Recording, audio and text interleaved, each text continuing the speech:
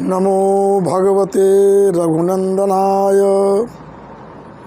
आज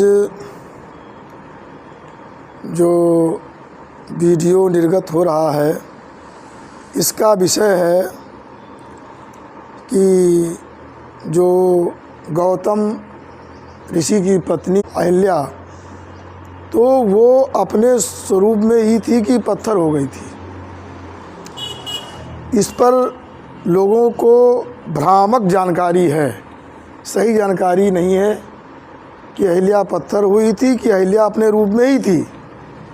जो प्रश्न करने वाले जो देवी पाटन श्री राधा कृष्ण माध्यमिक जो संस्कृत विद्यालय है तुलसीपुर बलरामपुर, वहाँ के जो प्रधानाचार्य हैं अनिल द्विवेदी, उन्होंने ये चर्चा की है। उन्होंने पूछा है कि आप ये बताएं कि अहिल्या के चरित्र का रहस्य क्या है, और अहिल्या ने जान करके इंद्र के साथ समागम किया और उसके बाद पत्थर हो गई, तो पत्थर होने पर उसका पाप का प्रायश्चित संभव नहीं, तो इसका क्या मूल है, इस विषय में उन्होंने प्रश्न किया है। तो बहुत ही ये उत्तम प्रश्न है, क्योंकि ये प्रश्न जो हुआ है सबको जानकारी हो। जो हमारे आचार्यगण होते हैं इसलिए चर्चा करते हैं कि और लोग भी इस विषय को जानें कि क्या इसका रहस्य है। जैसा कि मैं बताना चाहता हूँ कि श्रीमद् वाल्मीकि रामायण में कहा गया है कि जो इंद्र थे वो मुनि भेष में गए थे अहिल्या के पास प्रातःकाल, क्योंकि जो गौतम ऋषि थे ये अपना स्नान करने चले गए थे। स्नान करके वहाँ समिधा फल फूल लेने चले गए। इधर इंद्र ने क्या किया कि गौतम ऋषि का भेष बना करके और अहिल्या के पास पहुँच के कुटिया में लिखा हुआ है कि मुनिवेशम सहस्राक्षम विज्ञाय रघुनंदना मतिम चकार दुर्मेधा देवराज कुतूहलात्। मुनिवेश में जब ऋषि पत्नी अहिल्या ने जब देखा तो उसको कहा गया कि दुर्मेधा कहा गया। दुर्मेधा मतलब दुर्बुद्धि उसकी थी, क्योंकि वो देवराज कुतूहलात्, उनको बड़ा कुतूहल हो गया, अहिल्या को बड़ा आश्चर्य हो गया कि इंद्र हमारे पास आ गए। ये हमारा सौभाग्य है कि इंद्र हमारे साथ समागम करना चाहते हैं। ये दुर्बुद्धि ऋषि पत्नी हो करके तो दुर्मेधा कहा गया, उन्होंने दुर्बुद्धि उसकी हो गई। और कहा क्या, अथा ब्रवीत सुरश्रेष्ठम कृतार्थेनांतरात्मना कृतार्थास्मि सुरश्रेष्ठ गच्छ शीघ्रमिता प्रभो। इंद्र से कहा, हे देवताओं में श्रेष्ठ, मैं तो कृतार्थ हो गई, मैंने मेरा मन प्रसन्न, आत्मा ने मेरा मन प्रसन्न हो गया, मैं प्रसन्न हो गई हूँ, कृतार्थ हो गई हूँ, मैंने हमारा जो काम वासना की तृप्ति हो गई। और इस प्रकार से अब यहाँ से चले जाओ।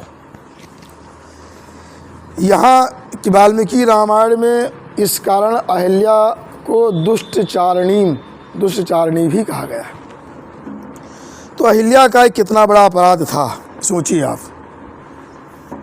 कि जो पर पुरुष ऋषि पत्नी होकर के पर पुरुष समागम, ये महापाप अहिल्या ने किया था। तो इस जो इतना बड़ा पाप किया तो उसको दंड भी मिलना चाहिए। तो गौतम ऋषि ने क्या दंड दिया? गौतम ऋषि ने कहा है कि इहि वर्ष सहस्राणि बहूनि निवसिष्यसि बात भक्षा निराहारा तप्यन्ति भस्मसायिनी अधिस्या सर्वभूतानां माश्रमेऽस्मिन् वसिष्यसि। अब ये 48 सर्ग है बालकांड का जो कर रहा हूँ। 48वें सर्ग में बताया जा रहा है कि जो गौतम ऋषि ने अहिल्या को शाप दिया, क्या दिया, ई वर्ष सहस्राणी, तुम ई माने इसी आश्रम में सहस्राणी बहुत हजार वर्षों तक तुम यही निवास करोगी, इसी आश्रम में, कहीं बाहर नहीं जा सकती हो। और वात भक्ष्या, वायु पीकर रहोगी। निराहारा, निराहार होकर के रहोगी और कोई आहार नहीं मिलेगा, केवल वायु पीकर रहो। तप्यंती, तपस्या करो। और भस्म सायनी, भस्म में शयन करोगी।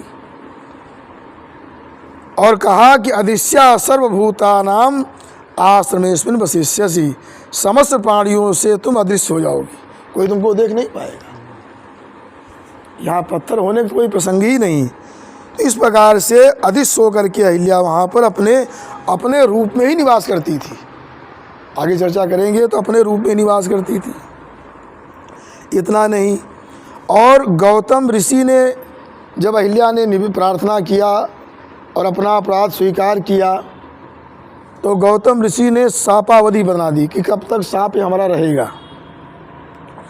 तो गौतम ऋषि ने कहा, यदा त्वेतद् वनं घोरम रामो दशरथात्मजः आगमिष्यति दुर्धर्षस्तदा पूता भविष्यसि। 48वें सर्ग में ही है कि जब इस वन में महाराज दशरथ जी के पुत्र राम जी जब घोर वन में आएंगे, उस समय उनके आगमन से ही जो दुर्धर्ष हैं, ऐसे राम जी के आगमन से तुम पवित्र हो जाओगी। तदा पूता भविष्य, तुम पवित्र हो जाओगी। वाल्मीकि जी ने भी कहा शापावधि। यहाँ कोई आगे कहते हैं वाल्मीकि द्वारा कि ये वाल्मीकि जी स्वतः कहते हैं, सा ही गौतम वाक्य न दुर्निरीक्षा बभूवहा। गौतम ऋषि के वाक्य से वो दुर्निरीक्ष हो गई। देवता, दैत्य, दानव, गंधर्व, कोई भी ऋषि मुनि कोई भी उनको देख नहीं सकता था। और अपने आश्रम में उसी रूप में रहती थी, वहाँ तप करती थी। तो और भी कहा गया है कि त्रयाणामपि लोकानाम यावद रामस्य दर्शनम, ये शापावधि थी कि तब तक त्रैलोक नहीं देख पाएगा जब तक राम जी का दर्शन नहीं हो जाएगा। यहाँ यावद रामस दर्शनम के दो अर्थ हैं, राम कर्मक दर्शन और राम कर्तिक दर्शन। राम तुमको देख लें चाहे तुम राम को देख लो, ये साप क्यों दिए नहीं कि कुछ बस केवल दर्शन का, दर्शन से जो है साप समाप्त हो जाएगा। यावद रामस्य दर्शनम। और तम आगे कहते तम द्रक्षस यदा भद्रे तदा पूता भविष्यसि। और एक बार ये भी कहा गया कि जब तुम उनको देख लोगी तब पवित्र हो जाओगी। दोनों बातें कहेगी। इधर कहते हैं ददर्श चा महाभागाम तपसा द्योतित प्रभाम, राघव राम जी ने देखा। और यहाँ तो दोनों बातें कह दी गई, चाहे राम तुमको देखें चाहे राम को तुम देख लो, तो शापावधि समाप्त हो जाएगी। ऐसा कहा, दर्शन की बात थी, क्योंकि बिना राम जी के दर्शन के, भगवत दर्शन के पूर्णता जो है वो शाप मुक्ति कैसे हो सकती थी। अब इस प्रकार से अब इस बात को समझना चाहिए कि जब पत्थर बन जाएंगी, अगर मान लिया जो लोग का, अब कई ऐसे पुराणों में, कुछ रामायणों में आ गया है कि अहल्या पत्थर हो गई थी, ऐसा लिख दिया गया। लेकिन वो क्या है, वो लाक्षणिक प्रयोग है, इसको यही मानना चाहिए वो पत्थर हो गई। पत्थर कैसे हो जाएगी? पत्थर में कोई चेष्टा होती नहीं, शरीर होगा नहीं, क्योंकि शरीर का लक्षण बताया गया है चेष्टाश्रयत्वम शरीरम। जहाँ चेष्टाएं क्रियाएं होती, कोई हमको मारने आया, हमने अपनी रक्षा के लिए बचाव किया, भगे, कुछ भी किया अपनी सुरक्षा रक्षा, तो किसी प्रकार की चेष्टाएं जब होती तभी वो शरीर होता है, चेष्टा नहीं तो क्या। इसलिए और कहते हैं निरिंद्रियम अचेतनम, जो अचेतन होता है उसमें कोई इंद्रियां नहीं होती। तो पत्थर में कौन सी पत्थर जो होता है चेतन होता है, उसमें कोई इंद्री नहीं होती। इंद्री का भी लक्षण बताया गया है कि शब्दे तरो भूत विशेष गुणानाम आश्रयत्वे सति ज्ञान कारण मना संयोगाश्रयत्वम इंद्रियत्वम। ऐसा कहा गया कि शब्द से भिन्न किसी उद्भूत गुण का आश्रय न होकर जो ज्ञान के कारण मन का संयोग का आश्रय हो। तो मन का संयोग जब होता है इंद्री का होता है। इस प्रकार से तो उसमें पत्थर में ना तो इंद्री है, ना मन है, ना आत्मा, कुछ नहीं। तो अगर ऐसा मान लिया जाए पत्थर अगर हो गई तो पत्थर में बताइए कि कौन सा भोग भोगेगी वो। और जो गौतम ऋषि ने शाप दिया है वो शाप भी व्यर्थ हो जाएगा। तो इसलिए यहाँ पर वो ये समझना चाहिए कि वो अपने शरीर से ही थी, इसलिए भस्म साइनी कहा गया, भस्म में सहन करती तब करती थी। और पत्थर कहने का अभिप्राय ये है कि वो जैसे पत्थर में जाड़ा गर्मी बरसात सब पत्थर सहन करता है, उसी प्रकार से जो है वो सब सहन करती थी, सारे दुखों को सहन कर रही थी। इसे लाक्षणिक प्रयोग मानना चाहिए, पत्थर की तरह जो है वो सब सहन कर रही थी। ये इसका मतलब ये नहीं हुआ कि जो है सर्व सहन कर्तृत्वशीलत्वम, जो सब मतलब सबको सहन करने का सील उनके अंदर आ गया था, सहन कर रही थी, इसलिए पत्थरवत कह गया। लोग कहते इनका दिल बड़ा पत्थर है, तो पत्थर का थोड़ी हो गया दिल, पत्थर की तरह सब कुछ सहन करती थी अहिल्या, इसलिए उनको पत्थर कह दिया गया। लाक्षणिक प्रयोग से ये नहीं मानना चाहिए पत्थर हो गई थी, क्योंकि आगे लिखे भी हैं वाल्मीकि रामायण में कि सापस्यांत मुपागम्य तेसाम दर्शन मागता। और जब राम जी ने उनको देखा, राम जी ने उनको देख लिया, तो जब साप का अंत हो गया, साप समाप्त हो गया, तब तेसाम दर्शन मागता, तब तीनों लोगों ने देखा, श्री विश्वामित्र जी, लक्ष्मण और राम तीनों जी ने एक साथ देखा। फिर जब साप से मुक्त हो गई उस समय देखा तो कैसी थी, लिखा गया है वाल्मीकि रामायण में कि प्रयत्ना निर्मिताम धात्रा दिव्या मायामयीमिव धूमेना विपरीतांगी दीप्तामग्निशिखामिव सा तुषारावितां साभ्राम पूर्णचंद्र प्रभामिव मध्यम वसो धुराधर्षाम दीप्ताम सूर्य प्रभामिव। कहते हैं जैसे ब्रह्मा जी ने बड़े प्रयत्न से निर्माण किया हो, अहिल्या कहती सुंदरी दिखाई पड़ रही, धात्रा के द्वारा दिव्य स्वरूप था, दिव्य सौंदर्य, साक्षात माया के समान, भगवती माया के समान। मानो जैसे अग्नि शिखा पर थोड़ा धुआं हो, प्रज्वलित अग्नि थोड़ा धुआं ऊपर से हो, वही साफ ही मानो धुआं था। और जैसे तुषारा, जैसे कोहरा उरा छा जाता है, पूर्ण चंद्रमा हो कोहरा छा जाए अथवा बादल छा जाए, ऐसे पूर्ण चंद्र प्रभा के समान थी वो जब राम जी ने उनको देखा पहले। और जैसे शांत जल में भगवान सूर्य का प्रतिबिंब पड़ रहा हो, कितना दिव्य लगता, उसी प्रकार से होती। लेकिन राम के दर्शन के बाद वो मानो ये जो था सब हट गया, जो धुआं था मानो हट गया, दिव्य अग्नि प्रज्वलित हो गई, जो कोहरा अधिक था वो हट गया, मानो बादल हट गए, पूर्ण चंद्रमा की प्रभा के समान हो गई हो, और मानो साक्षात सूर्य से प्रकाशित हो रही थी। जो तीनों लोकों के जो प्रतिनिधित्व करते हैं, अग्नि चंद्रमा सूर्य, उनकी प्रभा भी मानो अहिल्या के सामने फीकी पड़ गई। इतना उन्होंने तप किया था, अब उनको पत्थर बनाने में कौन सा तप हो जाएगा, इस प्रकार से बताया गया है। और दर्शन के द्वारा जब पूर्ण रूप से आ गई, क्योंकि जो है पूर्ण शुद्धि किसी की होती भगवत दर्शन से होती। कितना भी कोई साधना उपासना सब कर ले, लेकिन पूर्ण शुद्धि अगर होना है तो भगवत दर्शन से। तो अहिल्या ने भगवत दर्शन किया तो और इस प्रकार से पूर्ण रूप में आ गई। आगे क्या है कि जो श्लोक में बताने जा रहा हूँ, लिखा है स्मरंती गौतम बचा।